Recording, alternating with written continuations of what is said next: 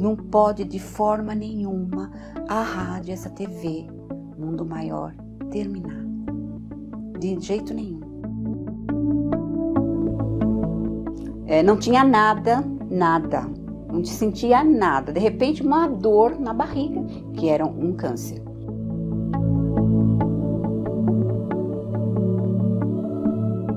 Desesperada, liguei a rádio lá, não sei como, nem porquê, a rádio estava lá na Boa Nova e estava falando. O meu problema estava ali. A Rádio Boa Nova, a TV Mundo Maior, fez a minha vida mudar da água para o vinho.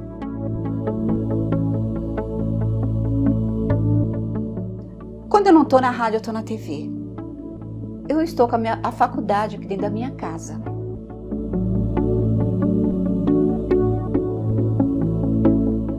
Temos Deus como pai e a doutrina como mãe.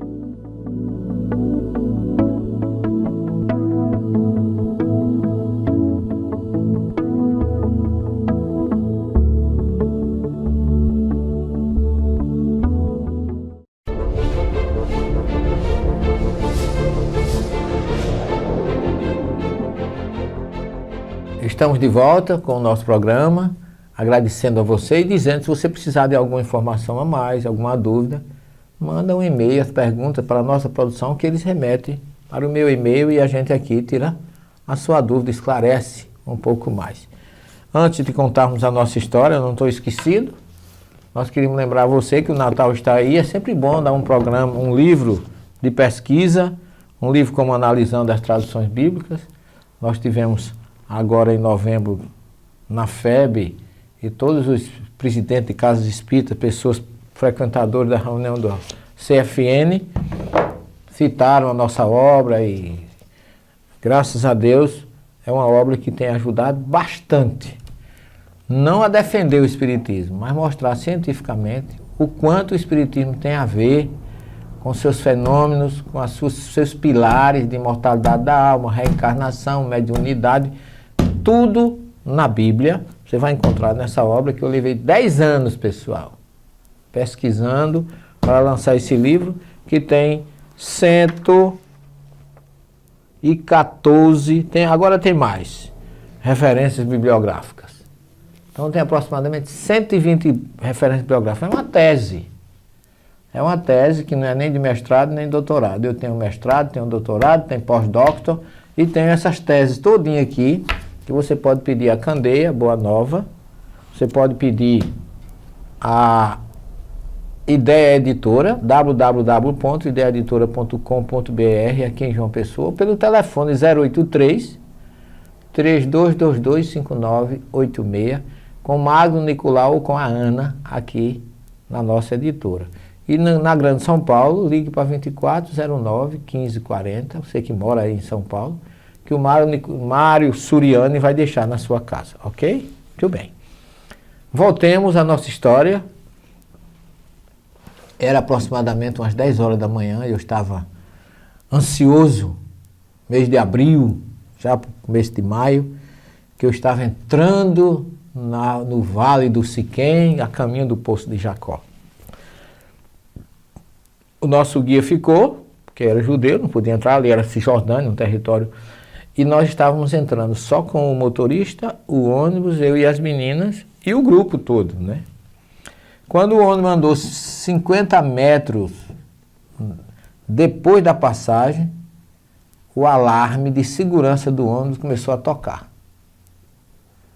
E o motorista parou e perguntou a um motorista de caminhão que estava parado. A gente estava num local todo de casas, mas um local totalmente diferente do que das casas que a gente vê em Israel. A estrutura, tudo diferente. E aí o motorista de caminhão perguntou: você vai para lá?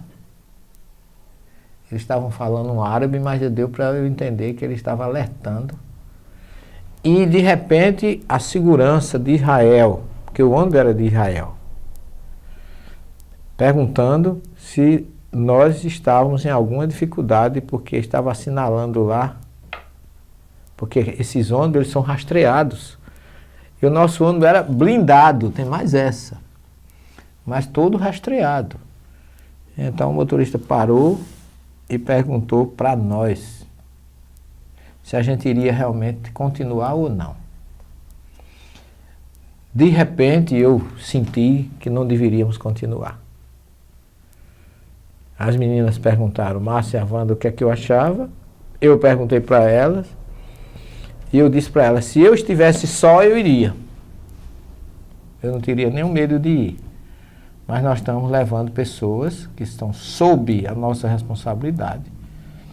E a gente não pode responder pelo outro. Ninguém comentou uma palavra do nosso grupo, um grupo excelente, graças a Deus, grandes amigos, grandes irmãos. E nós retornamos. Eu, de uma certa forma, decepcionado pela minha vontade de conhecer ali o Poço de Jacó. Mas nós voltamos, reencontramos o nosso guia, ele entra no ônibus e nós subimos o Monte Gerizim e fomos para a comunidade dos samaritanos, lá no alto, e fomos conversar com o sacerdote, o responsável.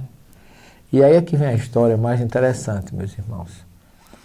Que o samaritano, eles ainda hoje, eles sofrem muito.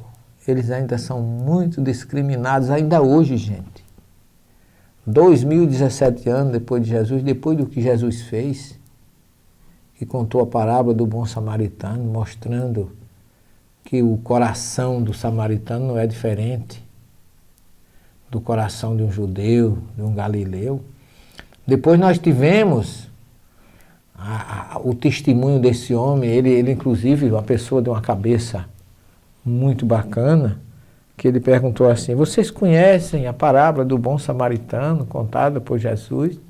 Todos nós, né? Claro que conhecemos. Então ele olhou para a gente e disse assim, eu sou o bom samaritano. E aquilo, de uma certa forma, deixou a gente meio surpreso, porque ele realmente era um samaritano e era um bom samaritano.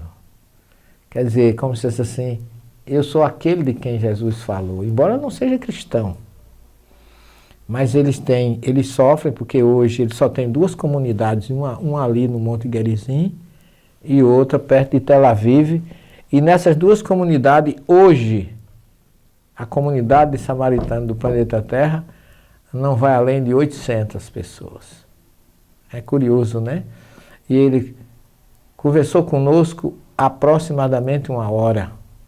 Identificou no grupo quem era samaritano, quem não era samaritano. Ele disse que muitos de nós somos samaritanos. Eu achei interessante porque a minha casa chama-se Núcleo de Estudos Espíritas Bom Samaritano. Eu e minha esposa até nos emocionamos, porque ele nos chamou e disse assim, vocês, todo samaritano tem esse lóbulo da orelha mole, não é duro. A cartilagem vem até um certo ponto dura e depois amolece.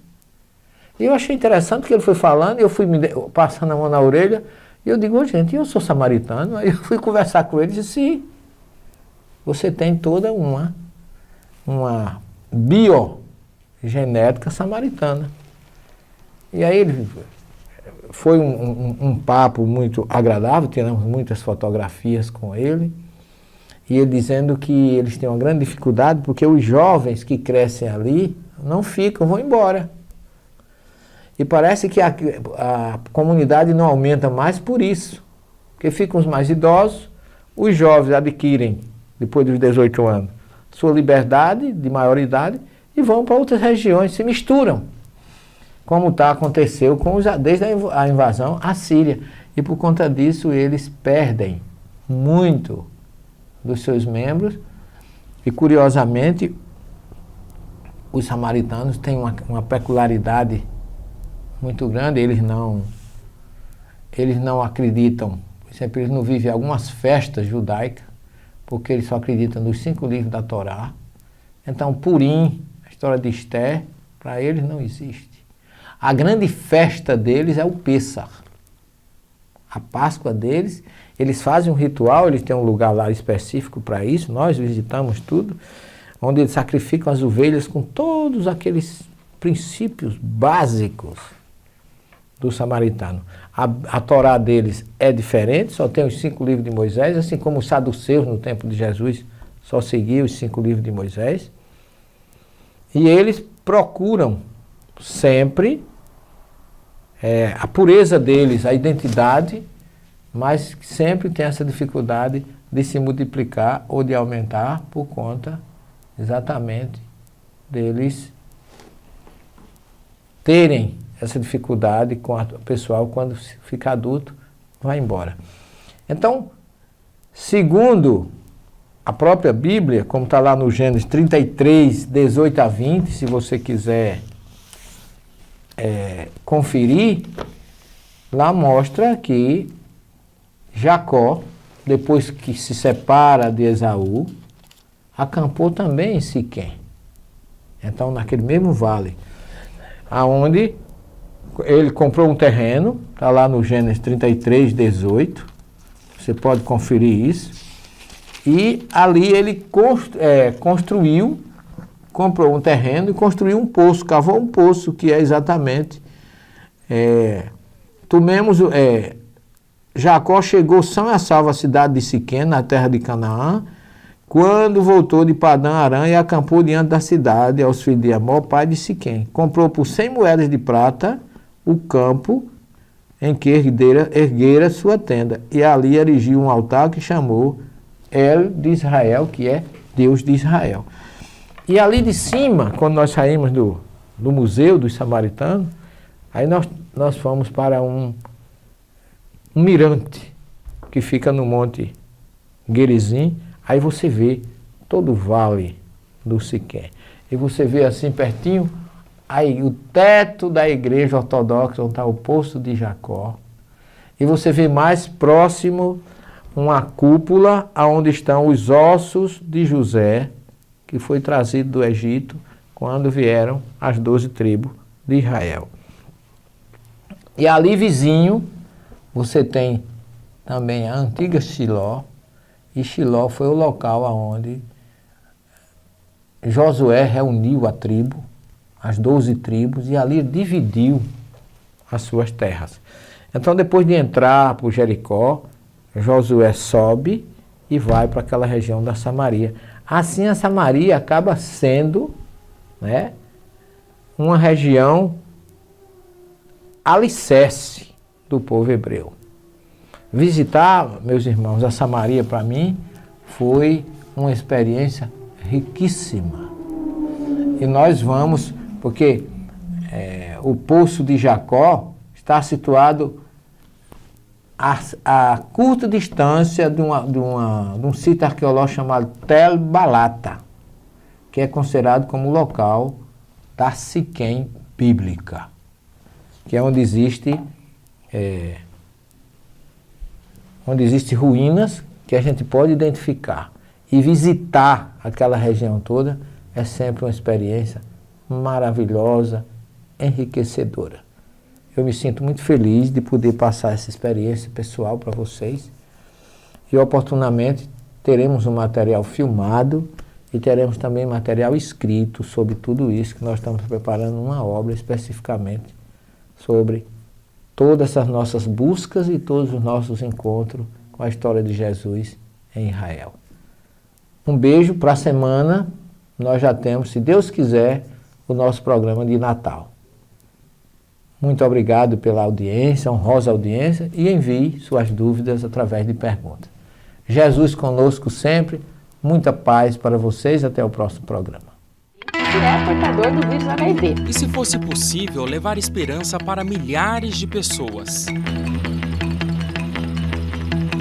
Juntos, nós podemos. Invista neste canal. Invista em um mundo melhor.